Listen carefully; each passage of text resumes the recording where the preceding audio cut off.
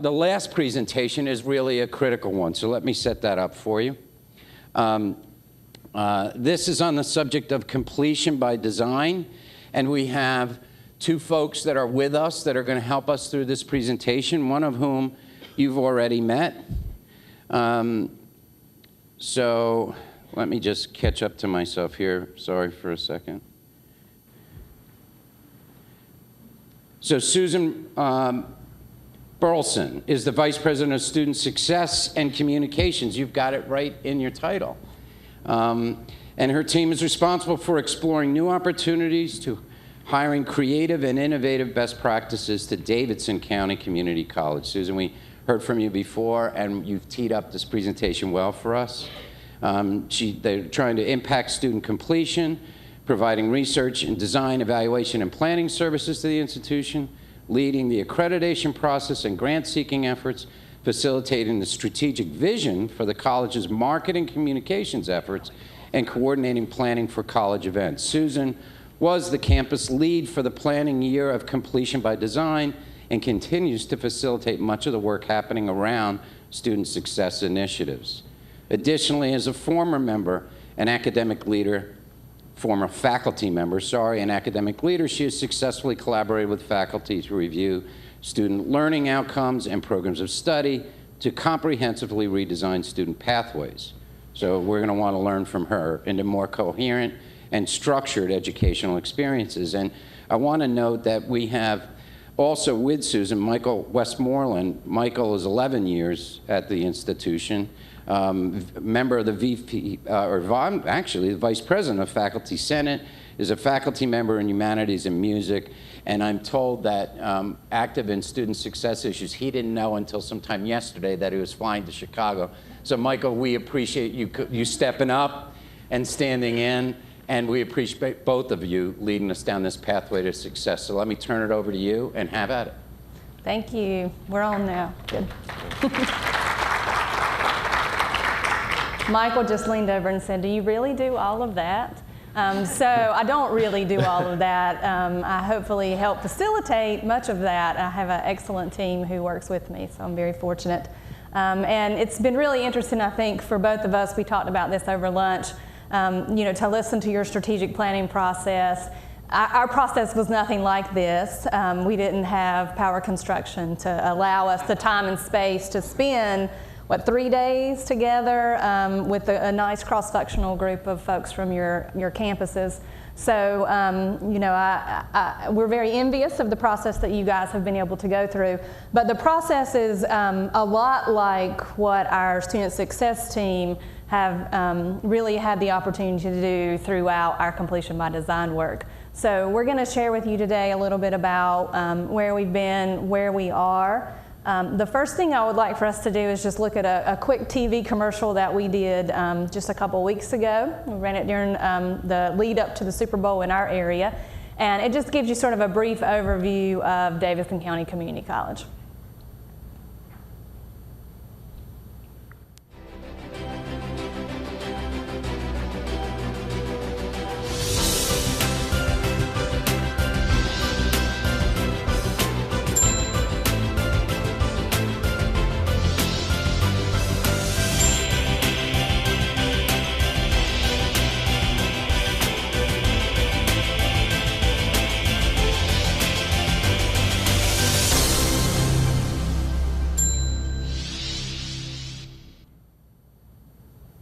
So just a quick overview. We are much smaller than you guys, and we are located in the Triad in North Carolina, which we hope we can fly back into later today. But we are located very close to Greensboro and Winston-Salem, so we sort of sit right in the middle of the state. And you can go ahead. Oh, I'm advancing the slide, sorry. Here's my... Oh, I'm not doing it without this. Thank you.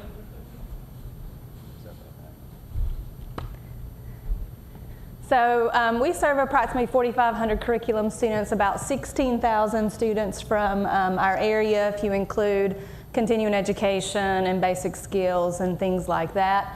In the fall of 2014, we had a little over 1,500 first time ever in college students. That will be important later when we start talking about our data. The key performance indicators we use through completion by design look at outcomes for first time ever in college students. So it's not always the full population. We have 2 campuses, Davidson County, which is the main campus, and we have, that's where most of our programs are. And then we have a Davie campus, and that primarily serves an early college and a truck driving training program. So there's a few medical programs that will be located there in the fall. We have 3 satellite sites, but most of those are for basic skills and continuing education. We have 2 early colleges. Are you guys familiar with early colleges? Okay. And then even though we're in just 2 counties, we actually have 4 high school districts. So we have Thomasville and Lexington, which are the 2 cities inside Davidson County. They each have a system. We have a county system, and then we have Davie County. So it's interesting because they're very different. We're semi-rural. The 2 city populations are predominantly, my children go to Lexington City Schools, and it's a third white, a third African American, and a third Hispanic. So 91% free and reduced lunch. Our cities look very different than our counties. So let's share with you a little bit about what Completion by Design is. Are you guys familiar at all with what that initiative is? Okay, and you are in Achieving the Dream College as well, so we are too. And probably a lot of what we learned through Achieving the Dream when North Carolina as a system was trying to decide which colleges would be part of Completion by Design, probably Achieving the Dream is what allowed us to be in the running and eventually be selected. It is a grant, though, that's funded by the Bill and Melinda Gates Foundation. The overall goal is to significantly raise community college completion rates. There were 9 states that were eligible to apply. 4 states were eventually selected, and after the planning year, 1 state was dropped, and so we now have 3 states. We work with Florida and the college in Florida. There's only a single college, but it's large multi-campus colleges, which is Miami-Dade. In Ohio, there are 3 colleges, Sinclair, Lorraine. I can't think of the other one at the moment. In North Carolina, we have 5 colleges, and we look very different. There are 2 very large colleges, Wake Tech and Central Piedmont. Our lead is Guilford Tech, and probably very similar to what you guys look like. I think they have 16,000 curriculum students a year. They would be considered medium outside of North Carolina. In North Carolina, they're considered large. We're sort of considered medium-sized in North Carolina, and most colleges and community colleges in North Carolina look like we do. And then we have a very small college, Martin Community College, 800 students. So we're a diverse group. And I think one of the things that you're going to learn as we talk about Completion by Design is it is not a one-size-fits-all sort of model. What you choose to do underneath the framework is driven by your institutional culture and what your climate's like and what types of things the students in your area actually need. So Completion by Design provides what's referred to as the loss momentum framework, and we'll look at it in just a few minutes. But I think it's been, and it's really on the piece of paper that's laying on your table. You have on your table 1 or 2 of the 2012, 2013, we call them the placemat. And at our campus, they're laminated, so occasionally people really do use them as a placemat. But we also kind of had alphabet soup on our college. We had ATD, CBD, and then we were working on our QEP. And so the first time we did this, it was really an effort to organize the initiatives under the Student Success umbrella. But down through the middle, you see the blue boxes that say connection, entry, progress, and completion. That's the loss momentum framework. And that has really structured all our conversations. So as we talk about student success, we talk about what happens along those 4 places on that pathway. So just real quickly, how Completion by Design is unique. It's the first project, at least that we've been involved in, that looks at the student's entire journey. So, with Achieving the Dream, you pick some, area that you want to look at. And for us, it was male students who were struggling in mostly developmental math. This, you look at really the students' experiences from the point of connection, okay? That can be seeing your TV commercial, like we just showed. It can be calling and talking to your switchboard operator. It can be seeing a piece of paper at the high schools. So, you know, from the minute they learn about us until the time that they eventually walk across that stage. It is focused on graduation rates. It is about completion. Okay? We care about a lot of things in between, and you'll see we're measuring ourselves with these sort of intermediate measures, but it really is about increasing the completion number. It's deliberate information gathering. As an Achieving the Dream College, you guys sort of have already been through that piece, and I think that was probably when the culture on our campus really shifted, when we became an Achieving the Dream College and we began to really look at our data and we began to sort of dive a little deeper into our data. And we've done a lot of that with Completion by Design as well. Permission to experiment, and that's been really refreshing about this particular initiative. Is, you know, in the past when we would think about doing something, we would say, well, you know, that's a great idea, but we can't do that because, you know, that doesn't match with our state policy, or that doesn't match with federal policy. And, you know, now we can say, well, let's see how we can go about changing that. The system office in North Carolina is actually one of our partners in Completion by Design. So when we started talking about, you know, wanting to do co-requisites, we went to the system office and we got a waiver to a policy. And we were allowed to experiment, and we were allowed to try that out. And some of those things led to policies, you know, being changed completely. The multiple measures and placement, we had a developmental education initiative going on in North Carolina the same time we started with Completion by Design. So in some ways we were sort of running parallel in North Carolina, but there was a lot of collaboration. And so the multiple measures for placement policy was one of the things we asked our state you know, to look at and to move forward if they could. And, you know, luckily we were successful with that. Developmental education, that really preceded Completion by Design to some extent. And then just recently, and we will talk more about the Comprehensive Articulation Agreement, the 16 universities in North Carolina and the 58 community colleges in North Carolina had representatives who came to the table and revised the Comprehensive Articulation Agreement. And that has definitely impacted program redesign, so, you know, we'll share with you where we are with that. Okay. So here's just another look at the Lost Momentum Framework. And I'm going to have him click into the framework. You are not going to be able to see this, but we've shared the presentation so you can look at it later. But the Lost Momentum Framework actually has a lot more to it than just those boxes along the bottom. And you can get this online. This is on the completionbydesign.org website. But basically, this was originally created by Mark Milliron. And what you probably cannot see, but what you may want to look at later is along this framework that runs through the middle, above, I think, are barriers to completion, or they call them lost points. And there are examples of lost points up there. And you can go through and you can say, is this happening at my college? Are there other lost points at my college? And then along the bottom are things that propel students toward completion. Their best practices, proven and promising practices, high impact strategies. Those are the things that we know tend to work for most community colleges.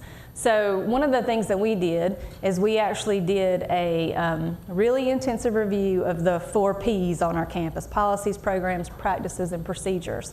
And it was, at least from my perspective, one of the most effective things that we did. It was how we started Completion by Design. And it was high level. It involved most of the vice presidents and the president. And we went through and we thought about everything that touches a student along these places. And were there policies we could change? Were there procedures we could change? So forth and so on. And we identified a lot of things. And we ended up actually working with the other community colleges in North Carolina. We had this huge document when we were done of places where we were losing students and places where we were, you know, moving students along.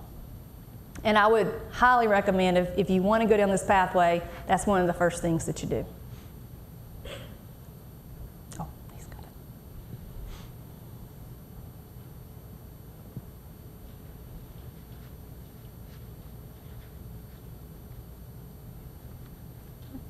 So that was the first piece that I just talked about. So we gathered information, we did the 4 Ps process. Then we have 2 all-personnel meetings a year. We gather everybody at the beginning of each semester. So fall semester we gather everybody on campus, and then in spring semester we gather everyone. So in spring semester, after the first, I guess, semester of planning for completion by design, and this would have been fall 2012, we sort of ran through the same kind of activity with campus. So we had people self-identify. Where do you belong? Are you a connection person on campus? Do you deal with students who are entering, progressing, or completing? And so we just sent people really to 4 corners. We had facilitators from our student success team, and we worked through really a lost momentum activity. So where do you think we're losing students? We also did this activity with students, and that was very powerful and very important. And we didn't always find that what faculty and staff thought were loss of momentum points were what students thought were momentum points. So involve students, use your students. Your student's gone now, but I thought he was very articulate earlier, and it's good that you have him here. That's one of those lessons that we sort of keep talking about and we're not always very good at doing, is we need that student voice, and sometimes we forget to get that student voice. We also got our Board of Trustees involved. And so we actually, our president restructured the way our board meets. So we used to just all meet in one room and we all reported out. And now we have 3 committees. And one of our committees is the Student Outcomes Committee. So there are 3 people on executive staff and our faculty, our SGA president, our student government president, a student, who sits on that committee. And we report out to a subcommittee of our board who are sort of responsible for, making sure that we are advancing the goals and outcomes that we set in our strategic plan. So we shared with them, what we learned through these 2 processes with our faculty, staff, and our students. And then they had input as well. Then we used the information to start changing things on campus. So we'll talk again as we go through this, but we changed some of the 4 Ps. One of the ones that always sort of rises to my mind is we had a graduation fee. So we charged every student $25 to graduate. And then we did not charge students to walk at graduation. We provided their cap and gown. But a lot of students, don't walk. And so they didn't want to pay the fee when they got to, say, a certificate, because they're thinking, I'm going to go on and get a diploma, and then I'm going to go on and get an associate's degree. So I'm going to wait and pay the fee at the end. But we all know the reality, life interferes, and students maybe got a certificate and a diploma but never applied for graduation, so technically never really got their credential. We weren't awarding credentials automatically. They didn't want to pay $25. Sometimes they couldn't pay $25. So we eliminated the graduation fee. Now if you want to walk, you pay for your cap and gown. So that's worked out really good for us. Okay, let me tell you just a little bit about our structure. This is something I'm sure you've heard. We were at Achieving the Dream a couple weeks ago, and we heard this in a number of presentations. It is important that you have somebody on your campus whose job is student success. You need someone who is integrating everything related to student success. And so our president, and I'm not saying this just because it turned out to be my job, our president chose to reorganize the campus. We had some vacancies. We had a vacancy, the person who was over accreditation. We had a vacancy in student services. And we had a huge conversation on campus about academic advising. And we had a lot of sort of territorial headbutting things going on campus. And our president finally just threw up her hands and she said, first of all, we're going to bring in a consultant and solve this. You have a voice, but a consultant's going to drive this conversation. But we're also going to find a place in this organization, a place that can launch student success initiatives, that can work through the process of figuring out what that needs to look like and then where it belongs versus trying to figure out where it belongs first. So that's sort of my office. We used to be called Research Planning and Innovation, and then we recently merged with marketing because one of our big focuses coming up is to look at, and this was your conversation earlier about know your market. So we just received some money from a higher education endowment in North Carolina, and we're going to work with a national marketing firm to segment our population and to figure out what communication and outreach strategies work with the various populations. So, that will be something that, we will lead in our area, but it may be that it is eventually a faculty's responsibility to use some type of software to text students when an assignment's due or whatever. So organize around student success the best that you can. It was also helpful. We had Achieving the Dream going on, Completion by Design starting, and often we were working in isolation and we were duplicating efforts. So by organizing this way, we have a couple people who are keeping all of those things aligned and moving forward together.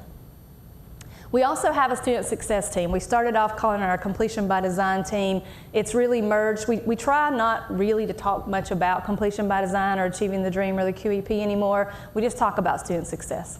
That's really what it's all about. That's the bigger umbrella. So we have a cross-functional team. There's sort of been 3 phases of Completion by Design. There was the planning phase, the implementation phase, and then the third phase was supposed to be scaling, but now it is sort of doubling down on implementation. But the things we've been working on each year vary. So we change our team. So early on it was advising, so we had a lot of people out of student support. Then it became about program redesign, and now we are much more faculty heavy. Michael likes it when I say that. And then we have a student success data team. So this team is responsible for looking at the outcomes for our 3 initiatives and asking questions, often intermediate questions. We know what the final outcomes are, but how do we know we're on the right path? What can we look at right now to know that we're heading in the right direction? So, they work very closely, and on that team are our institutional researchers. And, we are trying to dive into the data. We have recently discovered that we have an equity issue. We have an achievement gap. And so that's going to drive a lot of what we do in the future. And it's not just data people. It's people on your campus who are really good at asking questions. Okay, so as part of Completion by Design, really what we were charged with by the Gates Foundation was to identify strategies that will advance student success. And so as a cadre in North Carolina, we made some decisions together. So we would all do some type of intentional proactive advising. They don't like it when I use the word intrusive, but I like the word intrusive, and I would much rather refer to this as intrusive advising. Because that's really what we mean by it. It is get in their faces, tell them what they need to do to be successful. And sometimes it literally does involve hunting a student down, standing outside the door and waiting for them to walk out so that you can have the conversation with them. Acceleration into program studies was another strategy we all agreed upon. Program redesign, we all agreed upon. And then we all had a strategy that was unique to our institution. So the student success experience was going to be unique to our institution. And we'll talk later about what that looks like.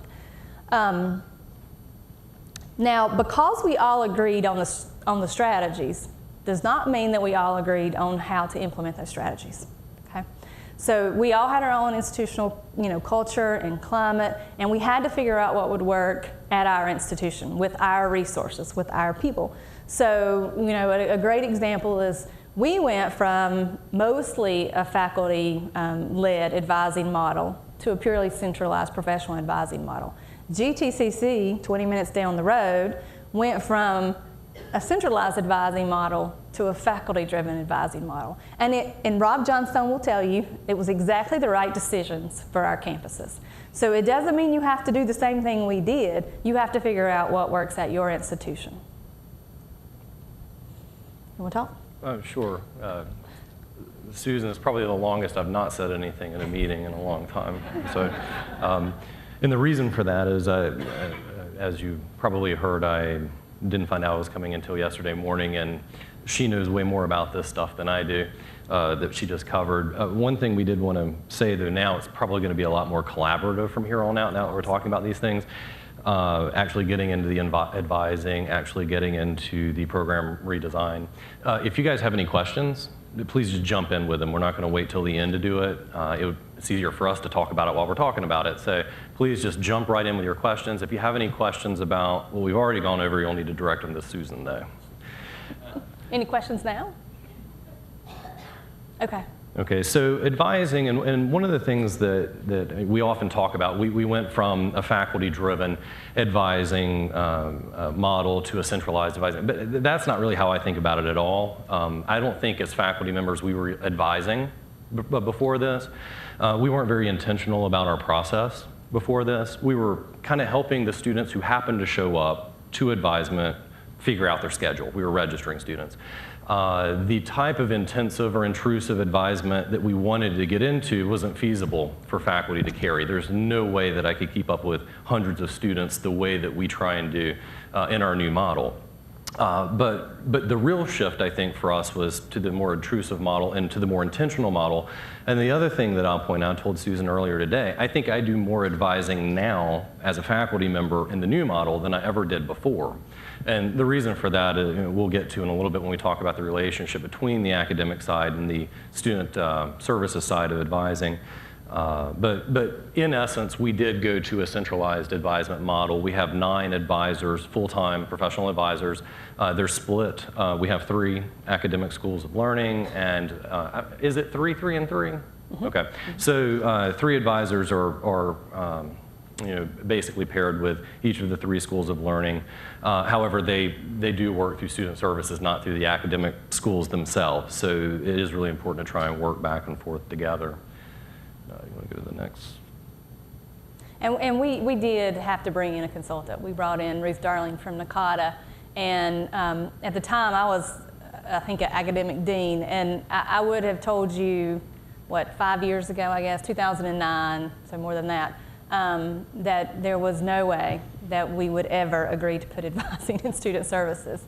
And within 3 months, and really taking that student perspective and walking through what advising looked like for a student, we all came to the same conclusion at the end of that it was in the best interest of students to put advising with student services, or at least to have a centralized advising model. It doesn't necessarily have to be housed in student services. That's the way we chose to do it. But students were not getting consistent advising at all. They rarely saw the same person because a lot of our processes called students to come in the summer when we weren't employing faculty. So I have a question. Mm-hmm. So how many students does you say you have 9 people doing this. How many students are on average they have between 350 and 400. Okay. So before we were fully staffed, the semester we transitioned, it was about 1 to 600, and our transition was very rocky. It was definitely not an easy transition for anybody on our campus.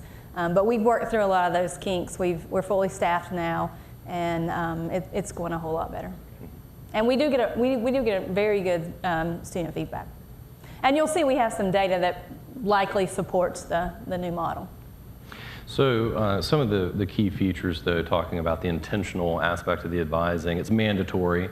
A student has to initiate contact or meet with an advisor before he or she can register each semester.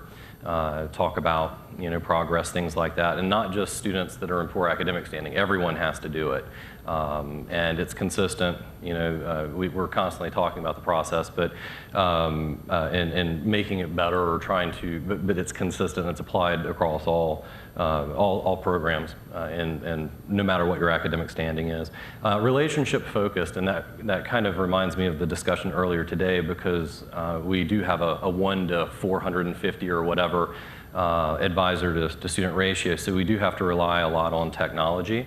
And so I'm not in the advisement center, and so somebody from over there could probably speak more to that, but I know that they do still have a lot of conversations, as well as it is a goal of ours to be relationship-based and do as best you can using technology, but also the numbers that we're trying to deal with. And all new students must meet with the advisor. There's sort of no getting around it the first time, face-to-face meeting. Occasionally, we do have a few online programs that truly have distance students, so we'll Skype or do some type of technology-enhanced communication. But we really do try to meet with 100% of new students face-to-face, at least 30 minutes. Sometimes it's more the students who need more get more time. they come back. So, you know, we are trying to make it as relation focused as we can. And let's see, I was looking down the next one there. So this next point here, the thoughtful decision making, educational planning, we were actually just talking about this yesterday in the meeting that we were at.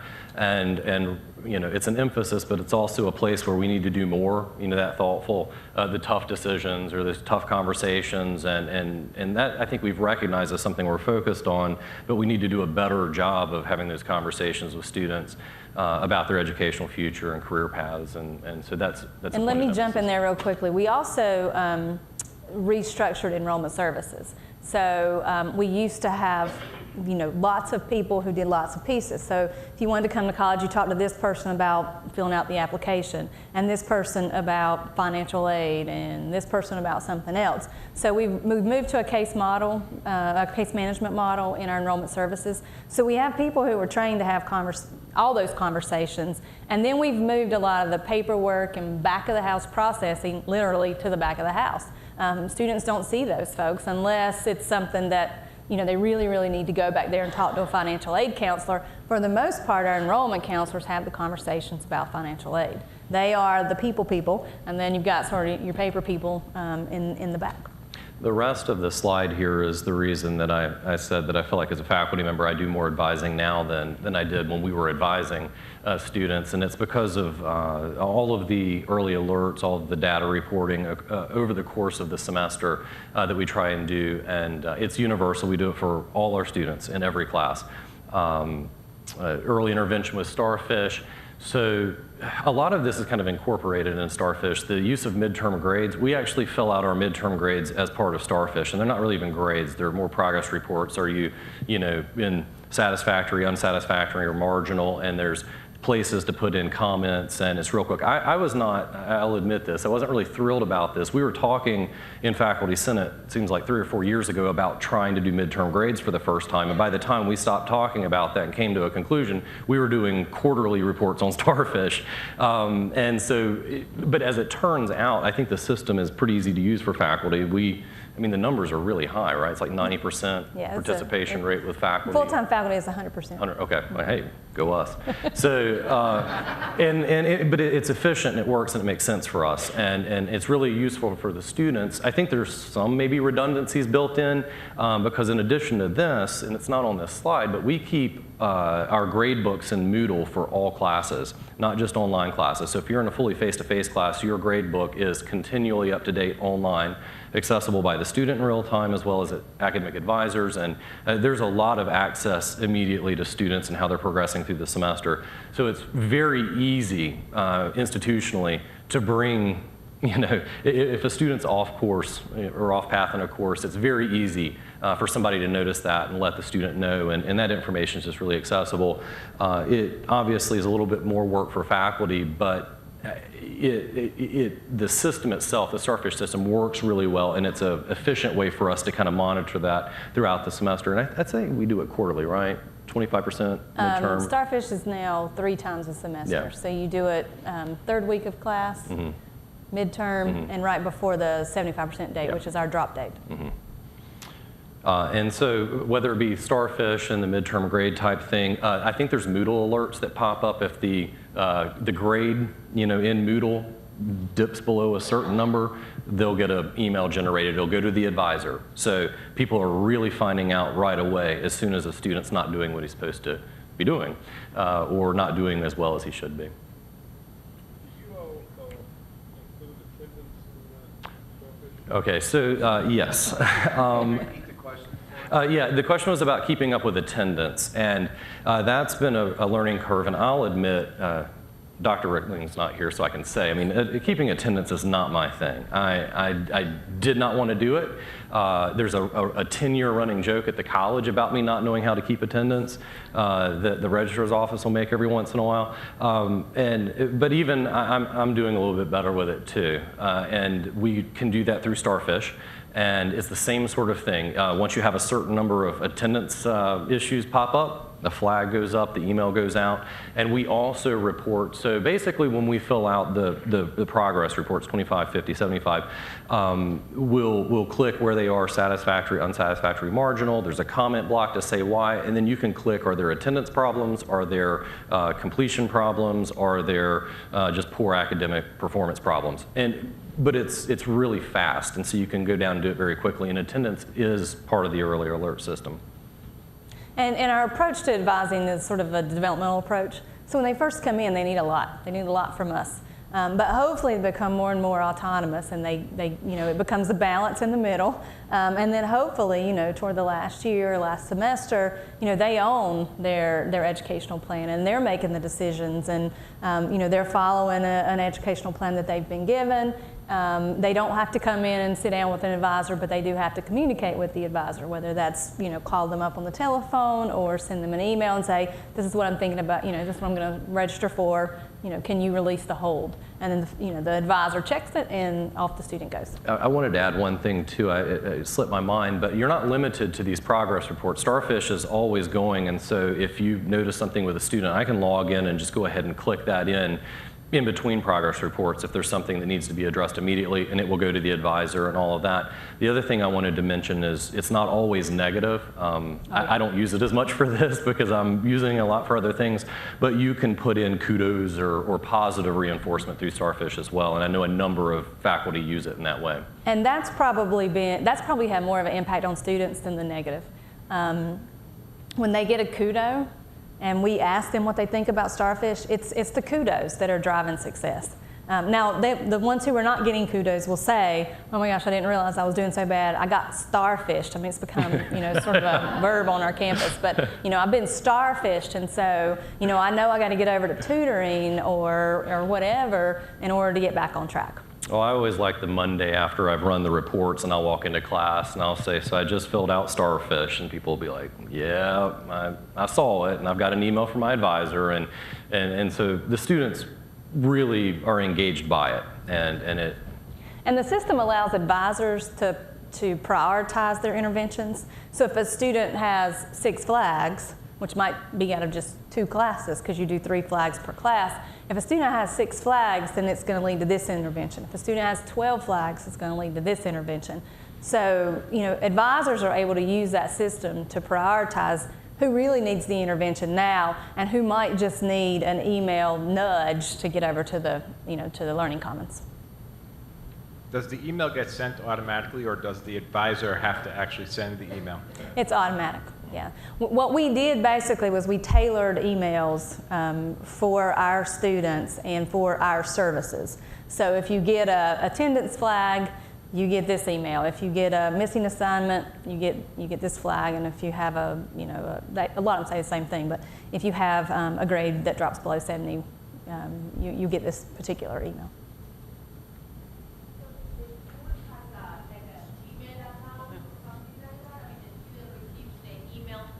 Gmail account and all of that? Right. All students get a Gmail account at our college. And do they read the emails? Yes. Do they open the email? And faculty reinforce that. Yeah, so they didn't used to. And in fact, when I started teaching there, students would, and some of the email addresses that they wanted me to send email to, so I just wasn't going to do it. And so they wanted to use their Yahoo accounts and things like that. And we were very, kind of speculative whether this would work. And the first bit, when we started doing this with the emails, students wouldn't check their campus email. But what we did as faculty is basically started sending them stuff over email that they had to do and forcing them to do it and not giving them an option. And I would say it took less than a semester, and now all students use their email. And that's probably the primary means of communication at this point. Yeah. Okay. Campus email. Yeah, good idea. But it was something that faculty just had to get together on and say, send them homework assignments on email. And if they don't show up with it, give them a 0. And it never came to that in any of my classes. I mean, once they realized we were serious about using it, they just did. And we do have an academic warning and probation policy, academic standing policy, which aligns with our satisfactory academic progress policy.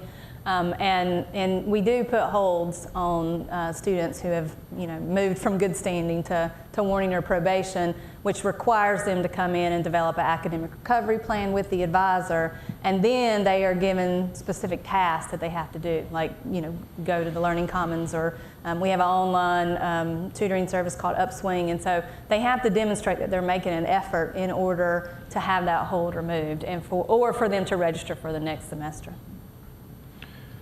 Okay, so we kind of talked about a lot of this already. This is what I was talking about, the advising and the academic collaboration. And just to reinforce what Susan said, it was pretty difficult. I mean, I think I was on Faculty Senate when we started doing this, or maybe around that time. But a lot of us were very concerned about advising moving outside of the academic schools. A lot of people are still very concerned about it. And to be honest with you, every once in a while, a faculty member and an advisor get on email and trying to figure something out. Although I've been pretty humbled lately because there's a lot of things going on in advisement now that I frankly couldn't do, that I wouldn't know the answer to. And so I would say that it's been a learning process, but eventually most of us have figured out that we needed to work together in this way and are starting to work together on some things. And I'm starting to get to know some of the advisors better. Unfortunately, not the ones in my area, but starting to work with advisement a little bit better, and we're working out the kinks. But it's been a process. It was a tough one, I think. Not as tough as the next thing we're going to talk about, though.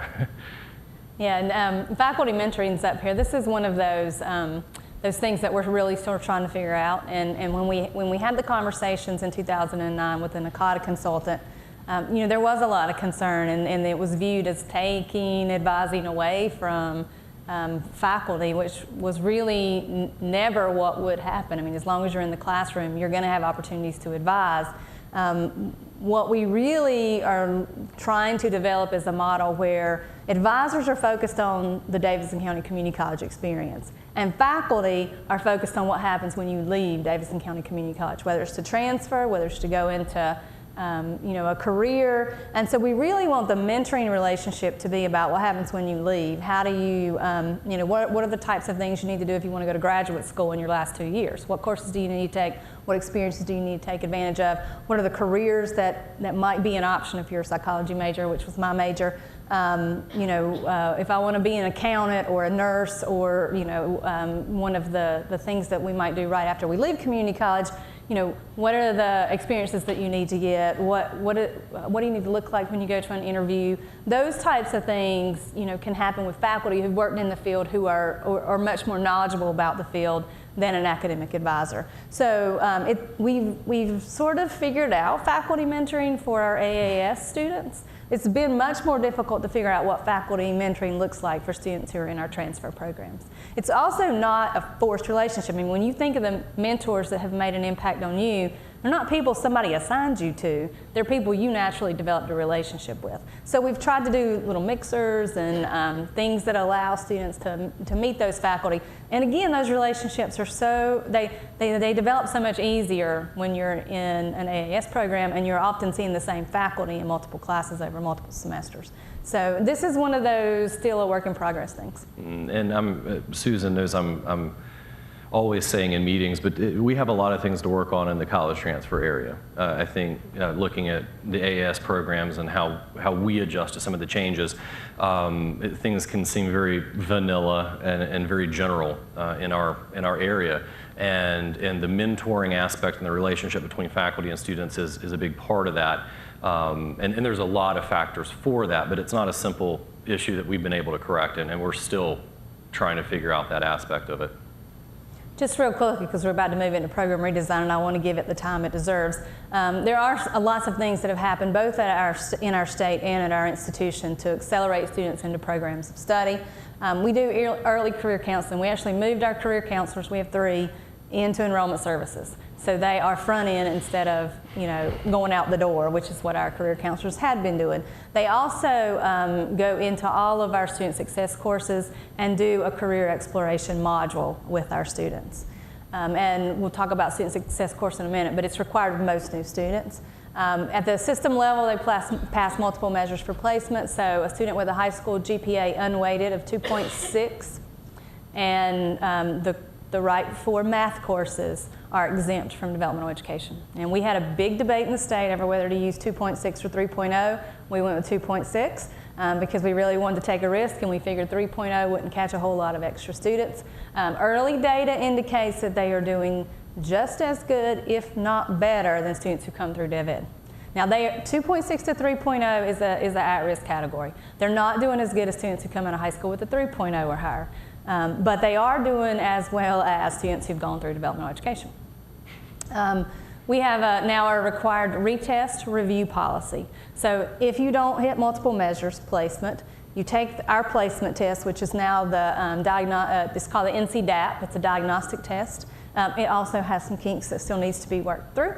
The math test takes, if you take your time and you exempt out, it takes about 3 hours. They let us take it when they were sort of piloting it, and it was tedious, to say the least. Our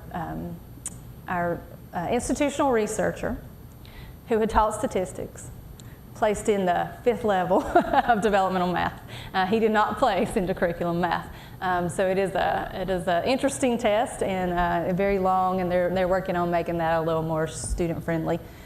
But we now do require that if you want to retest. Keep going, you may hit my question. I'm sorry, you were pointing, okay. If you want to retest, you do have to go and brush up, and you have to show evidence that you've brushed up. You can do that if you're a high school student. You can do that through working with a high school teacher. You can do that through our basic skills area, or you can do that through an online review module. Did we have a question? Yeah, it's just about that instrument. Was that something you developed just for your institution? Was that throughout the system in North Carolina? The NC-DAP or the review? The NC-DAP, and if you'll talk about that instrument, its development, that process, please. The NC-DAP was actually developed by AccuPlacer, by a College Board. And it was developed for North Carolina for our modularized curriculum.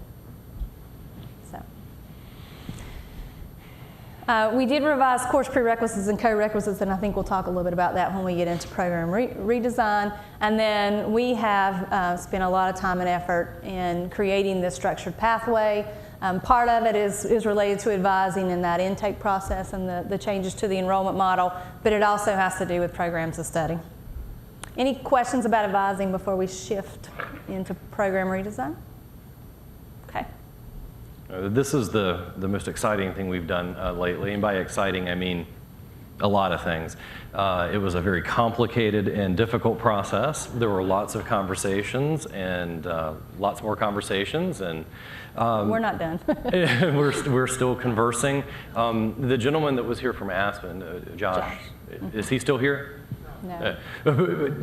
I don't completely agree with necessarily every aspect of the pathway and the limited decisions. I'm just going to be honest from the beginning.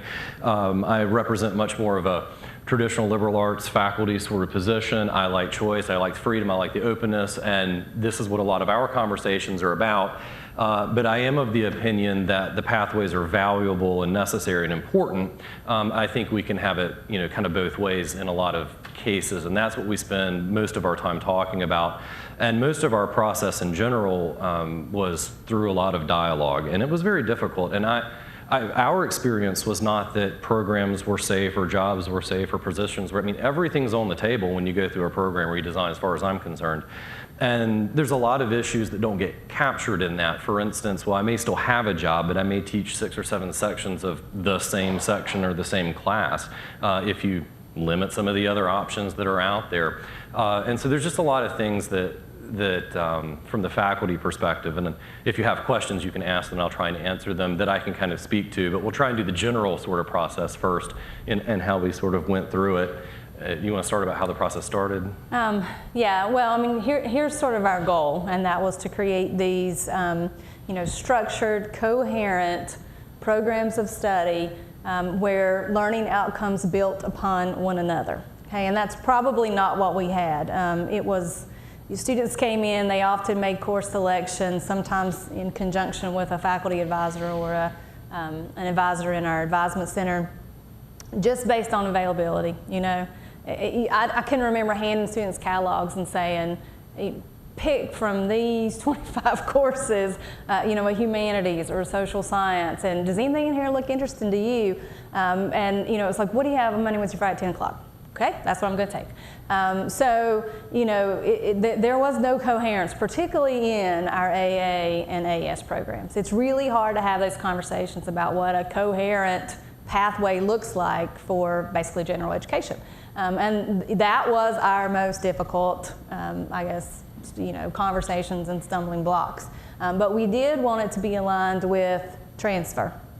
And it ended up that using the data that we could find related to transfer really probably allowed us to turn a corner and make some progress.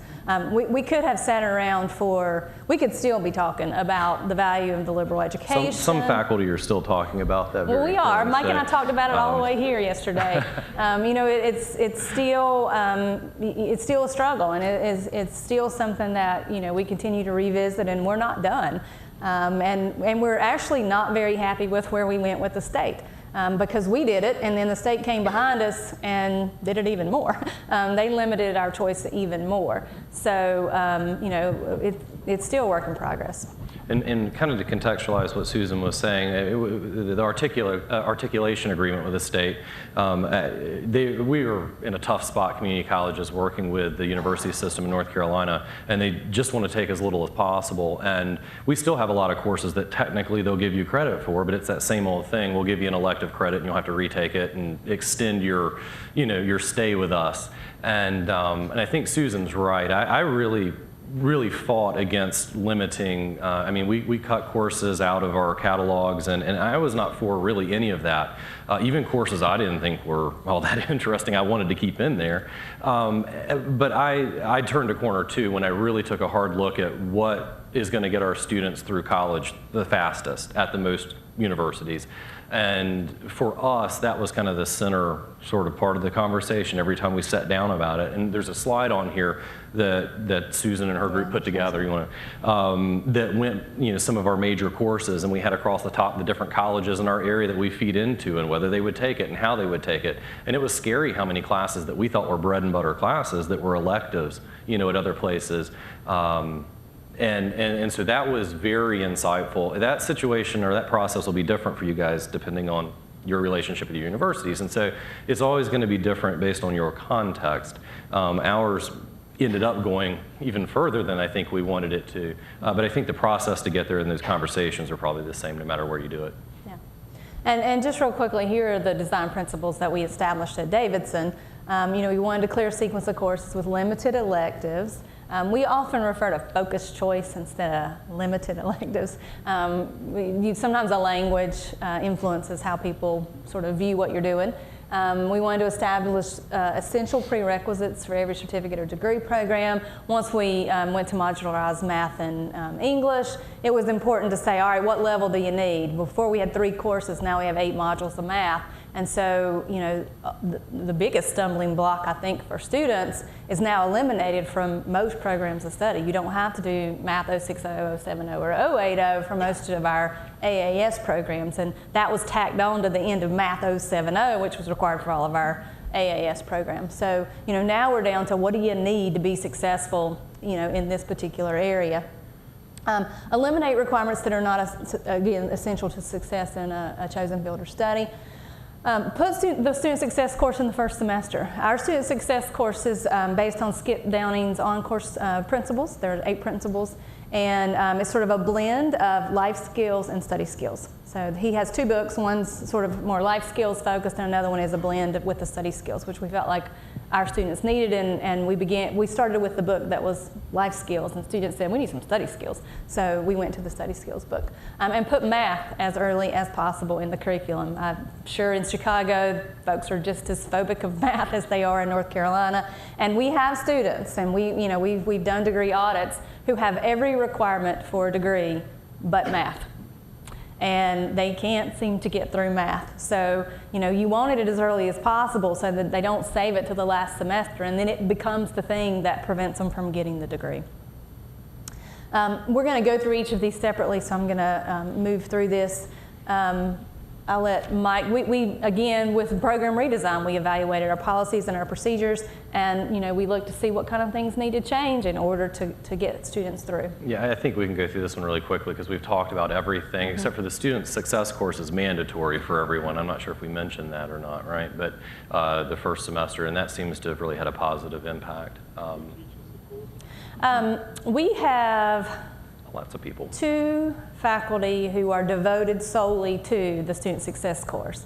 However, about 80% of our campus has been trained on the Skip Downing principles. We have a 2-day training if you want to teach it, and we have a 1-day training if you want to learn the language and use it in your everyday interactions with students. But probably, let's see, we teach about 30 sections a semester. Probably, I don't know, 60, 70% is taught by various folks across campus. Our president has co-taught it. Vice presidents have taught it. Our career counselors teach it. Faculty can teach it. We have a number of faculty who pick up 1 or 2 courses every semester because they're just a great match for the course.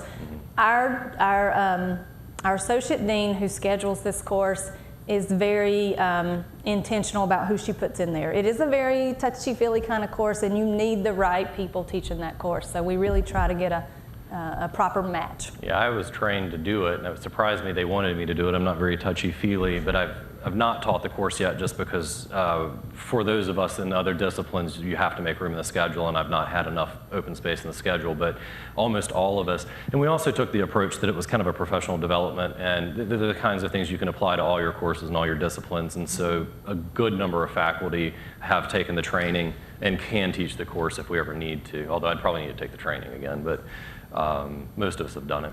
And I think the one thing up here we haven't talked about yet is reverse transfer. That's something that's really new to North Carolina. 3. And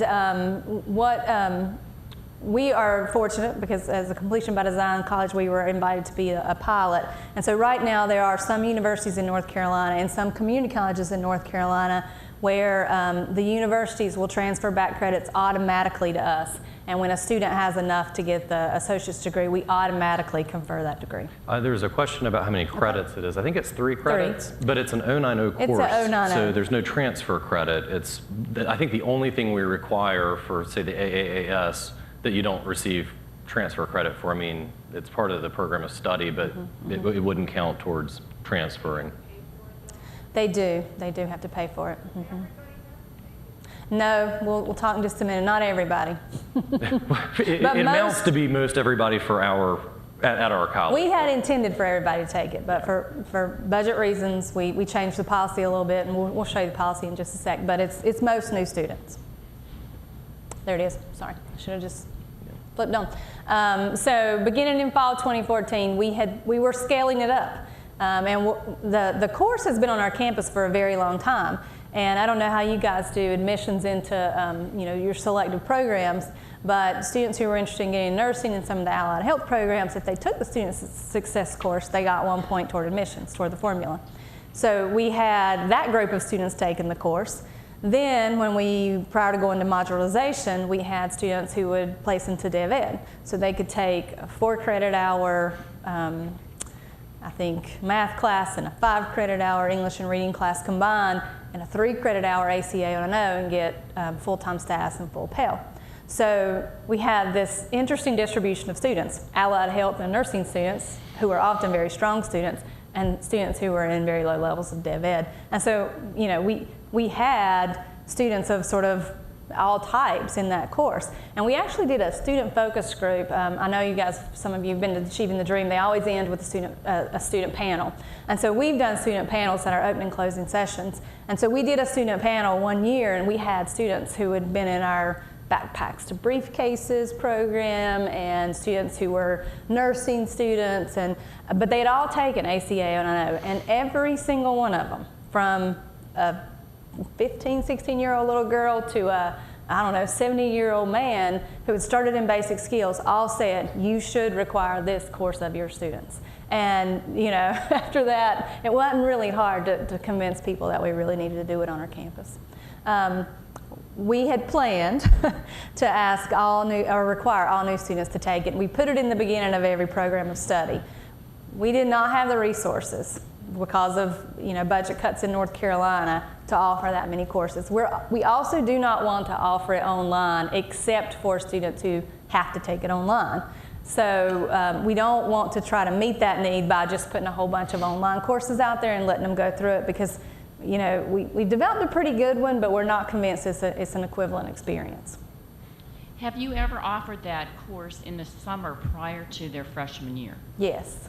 This summer, we actually did a summer bridge program with one of our high schools, and that's what we did. We did ACA 090 with that group.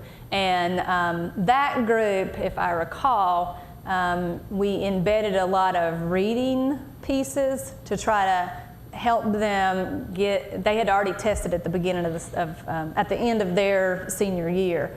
And so what we did was we really tried to work on reading skills in addition to the student success piece. So we have, and we do offer it during the summer for students who are willing to come in the summer, but students don't get Pell in the summer, so we don't have a whole lot of students who come in the summer. There's a question. Oh, sorry.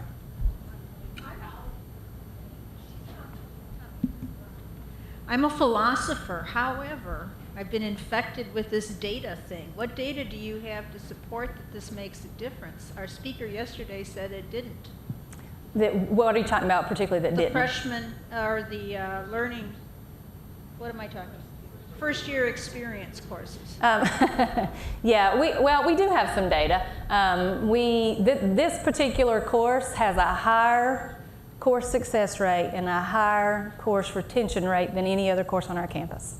So about 90% of the students who start the course finish the course and are successful in the course.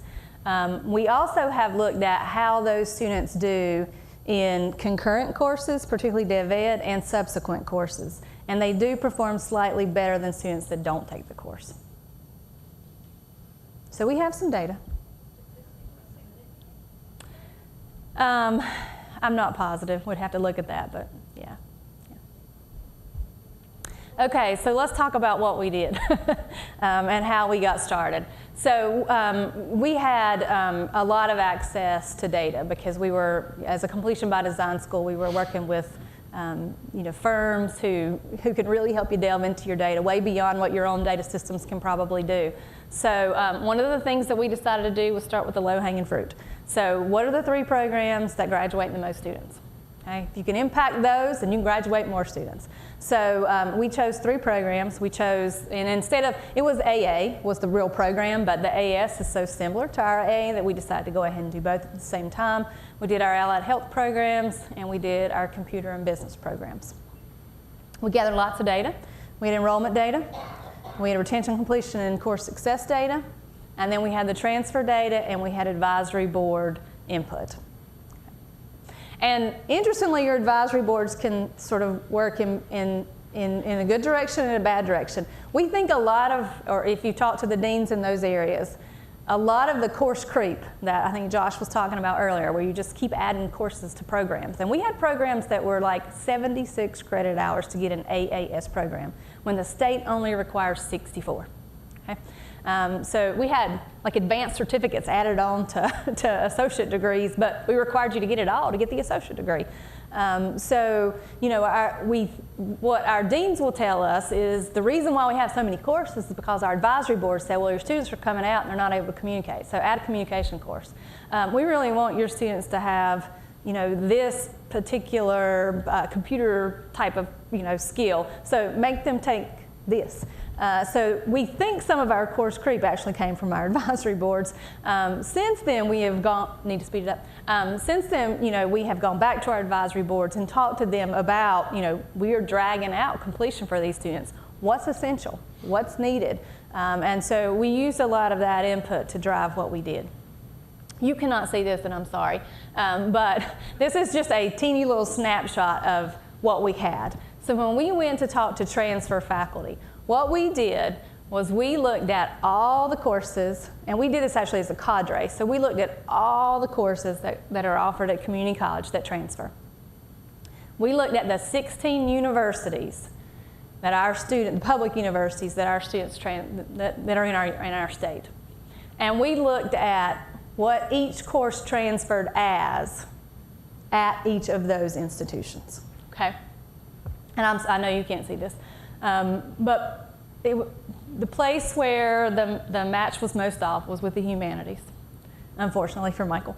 So My two classes are all over the place up there. They're what? Music 110 and Hum 115. They're often all over the place. Yeah. So we're telling we're telling students this is going to count for, this general education elective, and when they're going to University X, it is. When they're going to University Y, it's not. When they're going to University Z, it's not. When we did this and we looked at all the courses in our articulation agreement, and we looked at the 16 universities, there were 2 courses out of hundreds of courses that all 16 universities accepted as we categorized them. 2. Art 111 and Psych 150. So art appreciation and general psychology, that was it.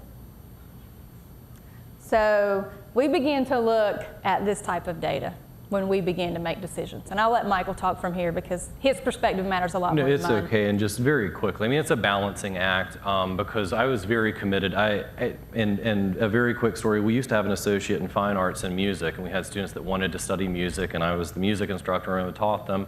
And I heard so many just bad experiences of students trying to transfer and being in school forever, and I started advising my own students not to take my classes. And I kept telling administration, we've either got to fix this or do away with it because it's just not helping the students. And we ended up doing away with that program.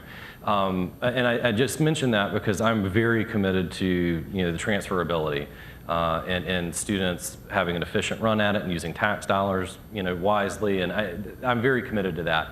Having said that, I'm all into completion, I'm all into success, but if we're going to complete students and they're going to have success and get a college degree, I feel like it still needs to be college that they're going to. And I think that as you go through this process, one of our things on this slide or the next is being open to dissent and all those sorts of things, especially in your faculty.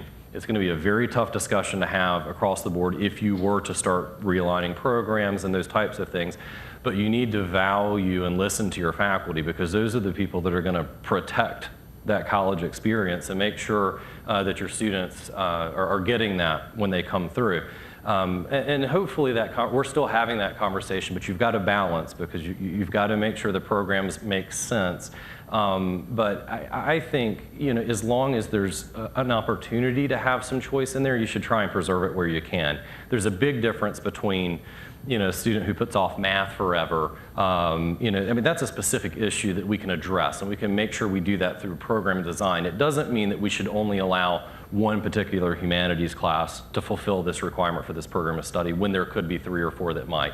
And that's just my perspective, and I think that's a kind of a faculty perspective. But as you go through the process, hopefully it'll be a dialogue between everybody involved, and I don't think it has to be either or. I think you can, as long as you're working to the same ends, and that's what we're trying to work towards. It was one of the more difficult things we've gone through, probably. Yeah. Quick process check. Sure. Sort of at your time, and Yeah. then you guys got about 10 more slides, so maybe we can finish up in the next 10, 15. We will. Yep. We're about there. Yep. Just real quickly, we'll tell you sort of where we ended up. We were able to cut 5 to 8 hours out of all the business and computer programs. They structured so that a lot of the gen ed was in the first year. And they've also consolidated a number of degrees. So we had like web technology and web security and computer information technology. And now we have something called computer technology integration. It's a single degree, but it has tracks. And so in that first year, they all sort of take the same general courses, and then they specialize in year 2. So that worked out really well in that area. Allied Health, they have a lot of external accreditation requirements, so it was much more difficult for them to really cut hours. But most of them got at least 3 hours out, some more, and they were able to select gen ed courses like Josh was talking about earlier, 2 or 3 gen ed courses that were sort of the best fit for that particular program. The transfer degrees, and we won't watch the video, there was a little video up there, this is really what we've already talked about, but this number looks very staggering. We had 170 courses in our catalog, okay? We had not taught over half those courses in the whole time I was at the college. So when we say we went from 170 to 45 course offerings in the AA and the AS, It probably was more like about 90 down to 45. So we probably cut them in half. Okay? And they did mostly come from the humanities and social sciences, which are the two areas we love the most. The following semester, we redesigned all programs of study. So we took some days over fall break, and we gave faculty the time and the space and facilitators to work through their programs of study and to get to the place that the other three programs had already gone to. Math as early as possible. We reevaluated prerequisites. We have state prerequisites and local prerequisites, and our local prerequisites were really sort of off the chart. At some point in the past, and I was involved in this conversation, we decided you couldn't take a curriculum level course if you couldn't pass the highest level of reading. We had to reevaluate that. And then we did have program reductions in all areas. Utilize technology. I mean, this was a question we were asked earlier today. I'll keep talking till a microphone gets to you. We've used Starfish Early Alert and Connect. We are huge fans of Starfish. Do you guys have Starfish? Mm-hmm. Okay, great. We actually partnered with them for the White House commitment, and so we're going to start using predictive analytics through Starfish. We're really interested in their intake module. So those are some things that are on the horizon. We are still trying to figure out what is the right academic planning software for our campus. We've tried MAP, which came from Sinclair, but we're just having some IT issues with that. But we really want some type of technology. We use a paper educational map. And we expect students to keep up with that, and to, we have degree audit through a Lucian colleague. But what we really want is something that when they try to register, it will say to them, you're choosing a course that's off map. Now, while they go through their advisor to get the hold removed, what they actually register for when they go into the system can vary from what we approve. So we want something that says you're off map. If you do this, you're extending your time to graduation, so forth, so on. Question. Yes. When you added the student success course to all degrees, did that end up extending the degrees by 3 hours, or was a course dropped in order to accommodate that, or mixture? Typically, it was traded out for another course, yeah. Because almost every AAS program was 68 or higher. So, yeah. And it doesn't, because it's a 090 course, it doesn't count toward the course hours. We continue to struggle with communication. It's a perennial issue at all campuses. We took a sort of intensive look at our campus communications last spring, and we actually brought Rob Johnstone in, and he did a climate survey for us. And we used a lot of that data and a lot of the information we got from that to change the way we communicate on campus. So we want people to know about student success. The placemat that you have laying on your table was sort of a first effort at trying to get everybody on campus sort of on the same page. Part of that was for accreditation. Everybody had to know what the QEP was. But now we want everybody to know what's going on with student success. So what we do is the folks on the student success team go around to all the already scheduled meetings. We don't just call a meeting and talk about student success. We try to embed it in the meetings that are already across campus. So folks like Michael and other faculty and staff who serve on the committee, they go around, they tell groups of folks what we're doing. We've had some campus all reads, and so we distribute a book at the end of the summer, and then we do some type of activity in the fall. We've been doing book clubs, which tend to work better than the first thing we did, which was a sort of an all-day workshop. And we have conversations about equity. We've talked about poverty, we've talked about race, we've talked about disability, and we don't know yet what we're going to be talking about after this summer. We're going to let the campus decide what book we read. We have an end-of-the-year celebration. And that's when we do the updates and we pass out the timeline for the next couple years. And it is important to align with other initiatives, and the placemat is the way we sort of visualize that. Here are just some tips and lessons learned. Keep the student as the main focus. Our president, when she often addresses us, she says, who are we here for? And we all know to shout back students. So it is important that you keep the students as the main focus. Ask students what they want. Supportive leadership is essential. We've had to make some hard resource allocation decisions. We don't refill positions frequently. We've not had to eliminate positions, but we have made decisions not to refill positions when people leave or retire. So you need leadership that's willing to support those hard decisions. Form cross-functional teams. I mean, you guys are already doing a great job. You're doing that today. You've got people from all walks of your campus in here participating. Use data to engage campus. You're an ATD school, so you understand that. Take the time. It's probably the most important thing I can say related to program redesign. Take the time to make the best decisions for your institution. We were not the type of institution where an academic dean could just walk in and say, this is what we're doing. Some other institutions in North Carolina could do that. They're very top down. They're huge. You know, they don't have time to get everybody in a room and talk. We tried to get everybody in the room and talk. And we talked and we talked and we talked. And there were days where I literally wanted to bang my head up against the wall because I had been talking from the very beginning. But you got to respect the fact that a lot of them are coming in the middle. And so sometimes you have to back up. We had up here tolerate dissent, but it's not a toleration of dissent. It's you've got to encourage and allow dissent. And you've got to respect that about your faculty. That's what makes them good. That's what makes them great, is that they're inquisitive and that they question. And you've got to let them do that, or they wouldn't be the great faculty that they are. It only took about 20 meetings to get her to say that as we wrap up this presentation. Not true. I was on the back end saying we got to let them keep talking. We're making some progress. Yeah. Identify and bridge gaps. I mean, that's really what our advising process was. We had gaps. We had big gaps. And we did not have a bridge between academics and student services, and we needed that bridge. Be flexible and adaptable. You know, we have so much work left to do. And you just got to back up. You got to modify. You got to be working for that continual improvement.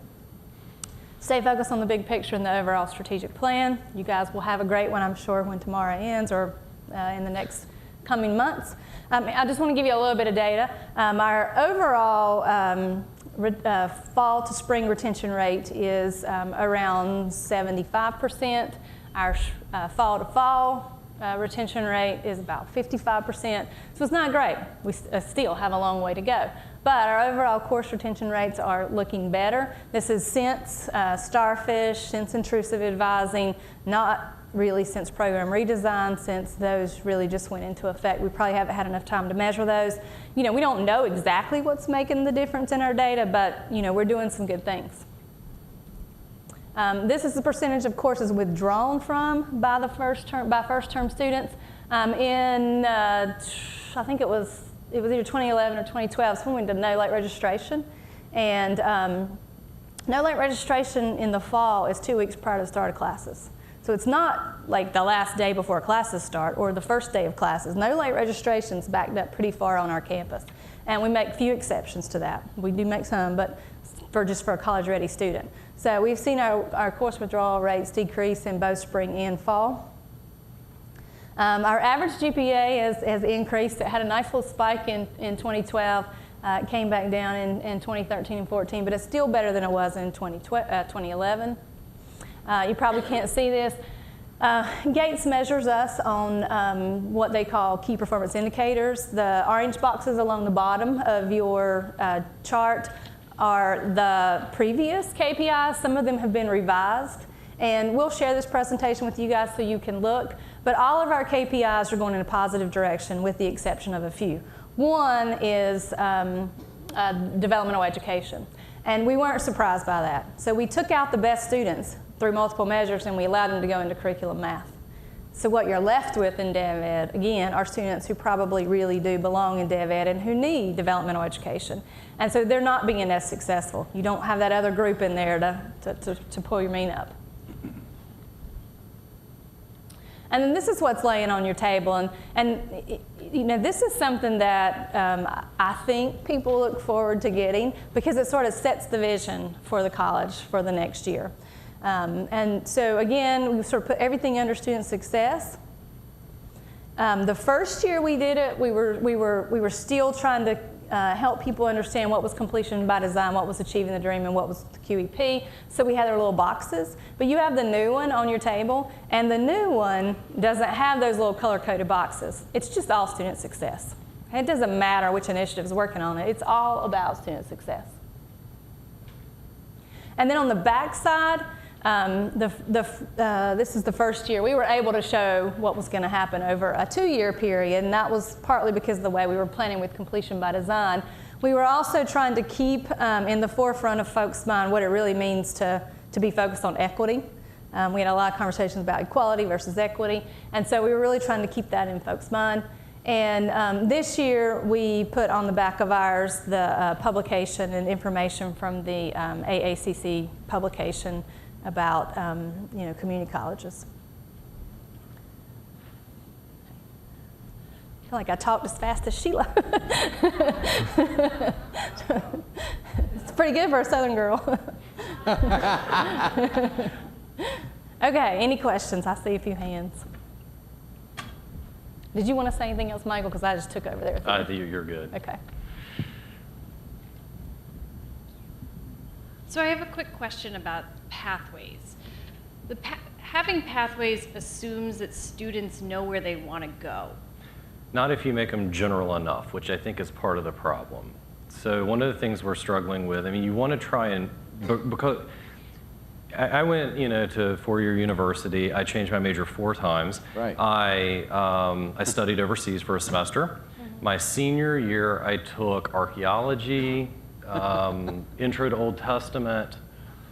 Well, that's kind of bad. I can't remember. Oh, and a great philosophy course. I graduated in 8 semesters. Not a day of summer school. So, I mean, a part of this is about passing your classes, and every course I took at least fed into my degree program. So, once again, you have to think about what you're trying to do,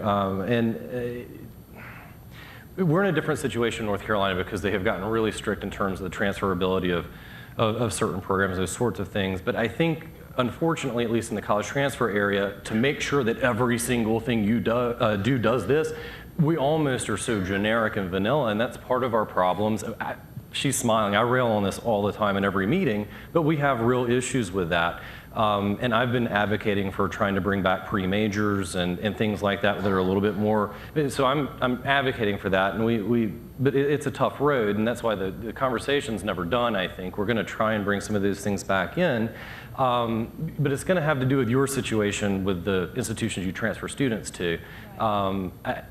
I thought really hard about it as a faculty person and decided that it wasn't in the best interest of students, maybe to be in courses that may or may not transfer, and to be in too many of those. And so it's just that balancing line you have to walk down. There's no real good answer. But as I've said a million times, I want to try and have as many opportunities as possible. I'm afraid we went too far and we got a little generic. And I think, we've moved career counseling to early on, so maybe more can figure out what path they want to be on. But, my background's developmental psychology, so for me, the 18, 19-year-old year, that's all about exploration. That's all about figuring out. I'm not what I was going to be at 18. I'd be working with cats and dogs today instead of y'all. It took me getting to a really great psychology class and not so great organic chemistry class to realize it's not for me. I think that career counseling up front is important, and one of the things we've tried to do with some of our AAS programs is to sort of make them a little more general and exploratory in that first year and more specialized in the second year. So if you have some general idea of where you want to go, and Miami-Dade did this with their communities of learners, and there's some other instances out there where there are these sort of mega majors or whatever, and then you eventually specialize. So I think that's helpful because it still allows for that exploration, which is, for me, developmentally appropriate.